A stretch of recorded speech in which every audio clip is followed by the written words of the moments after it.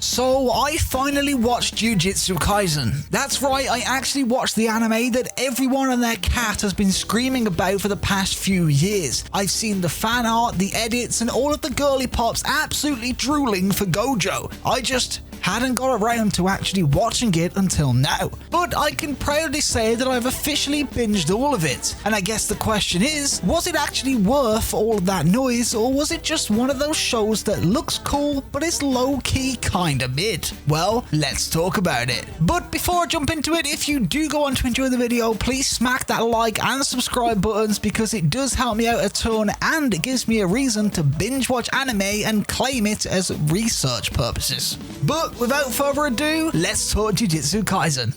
And I think we can all agree that this anime has one of those premises that just works. There's none of this 10-minute lore dump or ridiculously slow setup. You just kind of get pulled into this world where these really nasty, twisted creatures born from these negative human emotions exist alongside humanity. And the best part is most people don't even know it. And one of those people was actually our protagonist, Yuji. I mean, he starts this anime as a regular high school student who just happens to be super athletic, but also surprisingly grounded until tragedy strikes. I mean, that's when things start to get super messy and somehow this guy literally ends up swallowing a finger. Don't ask why, I promise it makes sense in the context of the anime, kind of. This exact moment is what drags him into the entire world of sorcerers, curses, exorcisms, deadly techniques, and ancient horrors. And from there, it's pretty much just non-stop chaos.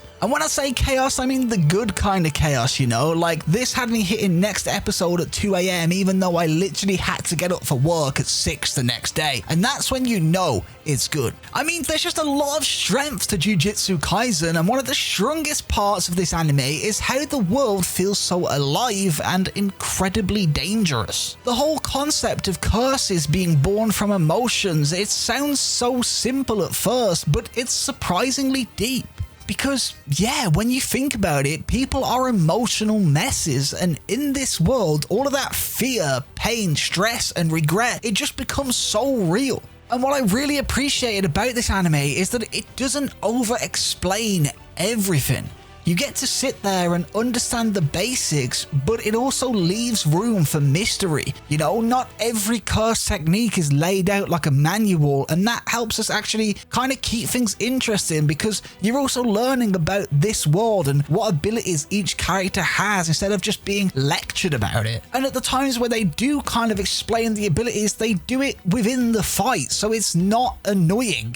But while I'm on the topic, let's actually talk about those characters a little bit because this for me is where Jujutsu Kaisen truly shines. And I guess there's nowhere else better to start than with Yuji, who honestly I really liked. He's not trying to be some untouchable hero, he's just a guy who got thrown into this nightmare and decided that he wants to make sure people don't die meaningless deaths. And honestly, I don't really know what that means, but I respect it. He's emotional, impulsive, sometimes a little reckless, but at his core he's just trying to do the right thing and is constantly being forced to face some genuinely hard choices. And then you've got Megami, who's more calm and serious but balances out Yuji really well. And when it comes to Nobara, well, she is fierce, sharp, confident, and I love watching her in action. But even though I say that, she's actually not my favorite girly part from this anime because for some reason I just have a real soft spot for Miwa, and I don't know why. Maybe it's because she's such a fangirl of the guy I'm about to talk about next, being Gojo. I mean, this man right here truly is the man, the myth, the walking blindfold that everybody and their nan talks about. He is ridiculously powerful and insanely fun to watch. He's got this weird mix of being hilarious and absolutely cool as fuck top 10 aura farmers of all time, and that makes him the absolute GOAT. I mean, every single one of his fights was genuinely so awesome to watch, and a lot of that is because of just how cool he is, but also a part of that is because the animation is absolutely stunning. I mean, this was absolutely to be expected for me going into this anime, especially since it's made by Mappa, but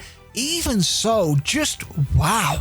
I mean, the fights are all fluid, fast, and full of so much personality because each character fights differently. Like, you can really tell who someone is just by the way they move, and that's because the animators clearly went all in on the little details. I mean, there are moments during these fights where it's just two characters throwing hands, but it just looks so clean and there's a real impact behind every hit. Especially when you take this clean animation and you pair it with the soundtrack in this anime, it's just perfection. Whether it's a creepy cursed scene or a high energy fight, this anime knows exactly when to build tension or let things breathe.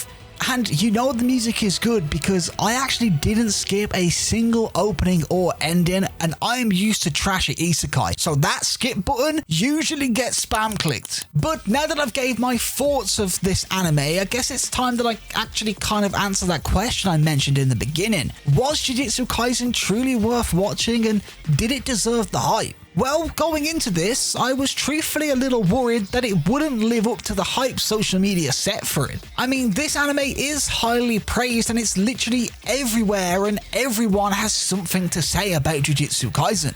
But now that I've watched it, honestly, I get it. It's not just flashy visuals or big fights, there's a real depth here in this anime, and the story doesn't pull its punches at all. There's a real emotional core to a lot of what's happening, you know? I mean, the anime isn't by any means perfect, which I will get onto in a second, but it feels like the creators of Jujutsu Kaisen actually really care about the anime, and that's always refreshing to see. So, was Jujutsu Kaisen worth it? Yes, absolutely, it 100% was. It grabbed my attention so early on and kept me invested all the way through thanks to its solid story, great characters, and a world that feels unique mixed in with top tier animation. So I have absolutely no regrets watching this anime, and I totally understand and back up the hype behind it. However, there are some small things which maybe could have been improved, like some explanations about the cursed energy can be a little bit vague sometimes. And maybe this next one is just me, but